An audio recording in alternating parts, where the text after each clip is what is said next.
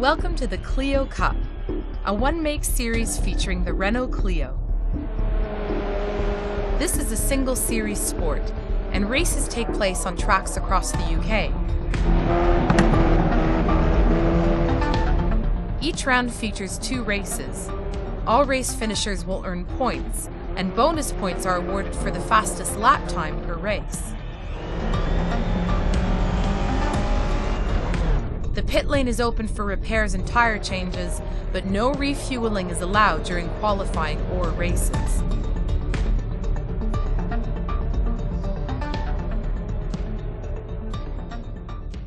Hey, what's up guys, Tony here, and you're watching some Project Cars, which is kind of a nice break, right? So we would I think the last video I put out, besides the Tuesday race video, the other car video was the dirt rally, which I want to get in. I want to start doing more of that career mode. I'm finding myself wanting to do more like racing career modes. I don't really know why. Maybe it's because I spend so much time doing multiplayer, like so iRacing. Like I do so much iRacing. It would be nice to just kind of sit down and have sort of a single player experience, which is so strange because, like, I don't know, for the last couple of years all my racing has been is this online racing, you know, and pitting yourself against another person, and it's their skill versus your skill. And so to sort of I don't want to say devolve back into a single player mentality, but there's something fun about single player games like this game. And before I get too far, like, I'm not going to do a very comprehensive breakdown of Project Cars and whether you should buy it or not. Not in this video, at least. Maybe in the next video or the video after. I'm not entirely sure. I'll get around to saying my piece about Project Cars, but I only have 5 hours in it so far. And so I don't really feel like I've got enough time in to say, like, yes, this is a great game, you should buy it, or no, this is not a great game, you should skip it.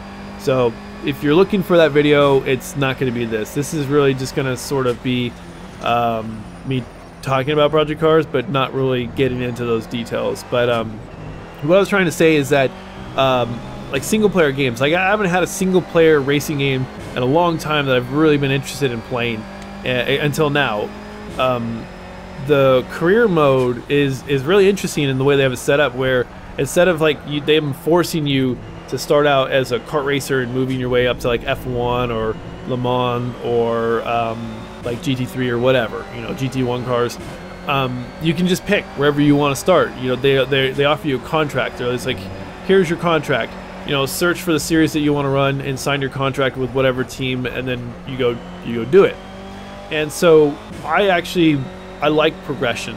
I like to progress from, you know, from I don't know, from basically like a nothing to an expert base. That, I don't know, that's kind of a bad it's kind of a bad analogy, but I like progression, and I really enjoyed when I still enjoy iRacing, but now, like, I mean, this is a good example, like the V8 Supercar, the Mastery Series, or the League races. Those are progressions for me. So every season, every race, every time I revisit a track, I'm getting better and better and better.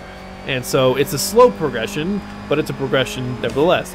And so here we are in like a career mode. So like before, like I said, I used to love playing Gran Turismo and playing the career mode and going through the Sunday Cup to the Clubman Cup to you know, the front wheel drive challenge. Like, those were fun, but they got really old really fast because the game never really provided you with any sort of serious competition. It was all just sort of things to get in the way. And that's not to say that Project Cars is way better, far superior to Gran Turismo or anything else for that matter. The AI in Project Cars is pretty terrible, and so you'll notice like I've blown away the competition by now, thereabouts. And so, well, I didn't know it, but I had the difficulty slider set to 50, which it needs to be higher, maybe like 65 or 70, I'm not sure. So throughout the next couple videos, I'm going to be playing with that and seeing where I can find, you know, competition that'll really force me to push my own limits to, you know, consistency and speed, and just to make it a lot more interesting, so I'm not blowing the doors off the competition. But going back to what I was saying, it's just like, this is just a fun career mode that doesn't have to deal with other people, you know. I don't know why, I'm really kind of interested in exploring these these single player game modes. So that's like Dirt Rally and this one. I want to do. I don't want to call them a Let's Play, but I definitely want to go ahead and record some of these races and post them. Because if I if I call it a Let's Play, then my channel history will show that I'll get 2 or 3 episodes into a Let's Play, and then it'll just it'll just die. But the one thing that I'll say, just a couple quick things about Project Cars that I will say that I'll save for the more comprehensive video later, is that the one thing I'm really enjoying is the sound design. The graphics are amazing. They look really good. I like the lighting. The one thing I found out tonight is that my track IR will work with Project Cars, but it'll only work with the helmet mode. So if I want to play in this normal person mode, I guess, it won't work. But with the helmet on, it works just fine. So I'm kind of wondering if I want to do that. I mean, I like my track IR. It's like, I don't know, it's become like an extension of myself. I'm so used to having it now that when I don't have it, I feel kind of off. It's really strange. I know Ken can relate to that for sure, because he also uses track IR, and so like I'm so used to it now that when I don't have it, it just kind of irks me. But anyways, this game's a lot of fun. It really is a lot of fun. I'm trying to avoid getting into too much detail, because like I said, I wanted to do that for a later video and kind of really break it down. But there's a lot of things about this that I'm really enjoying. At first I didn't. I thought the AI was pretty damn terrible. But now in the career mode, and I think being able to, which you can do in like the solo, you can fine tune the AI. But I don't know, maybe it's just the nature of the career mode where I'm taking it a little bit more seriously. I'm not trying to accidentally run people off the road or intentionally run people off the road, because when I used to play Gran Turismo, it was just that. You just sort of bump and run and push people out of the way. Get out of my way, AI, I want to win this thing. You know, start, wreck, and then come back on track, and you might be the last person in the field, and then you can still win it within 2 to 3 laps, because your car is like ridiculously fast compared to the rest of the field. So right now with the AI dialed back, it's kind of how it feels right now. They're really not pushing. They're good, like 6 to 7 seconds per lap slower than me, so it doesn't take long to catch the field. And so that's what I did. It's a 16-lap race. I cut the race down because there was a lot of just me driving around the track by myself, which is, well, good for me. It's like extra practice, but for the sake of the video, it's not too interesting. What I do like, kind of going back to the career mode aspect of it, is that it's a 4-part event, right?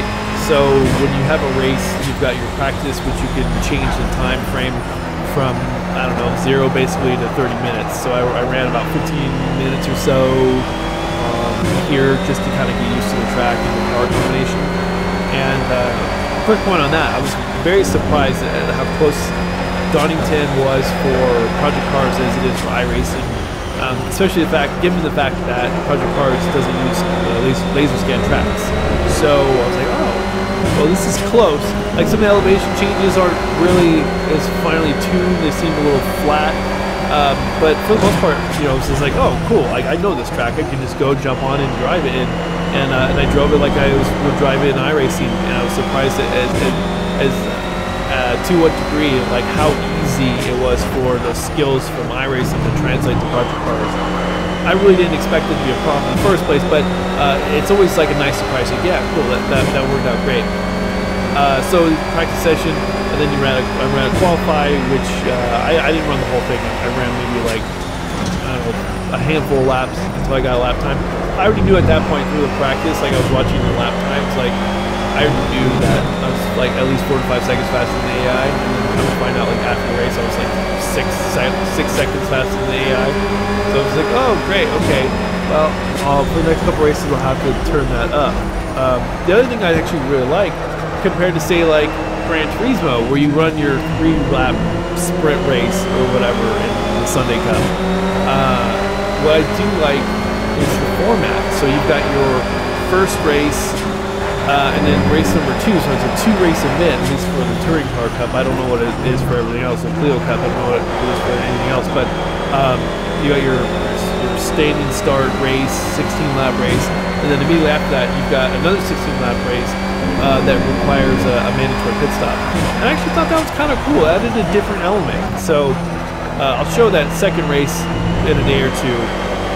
But it was kind of cool to have that like back to back and have that mandatory pit stop, because then it throws an element. Because I was pretty significantly faster than the AI, but having the pit stop in there allowed the AI to get past me, and so then I had to really hustle up if I wanted to pass the AI again. So there was that bit of challenge involved in it. So anyways, I'm gonna go ahead and end it here.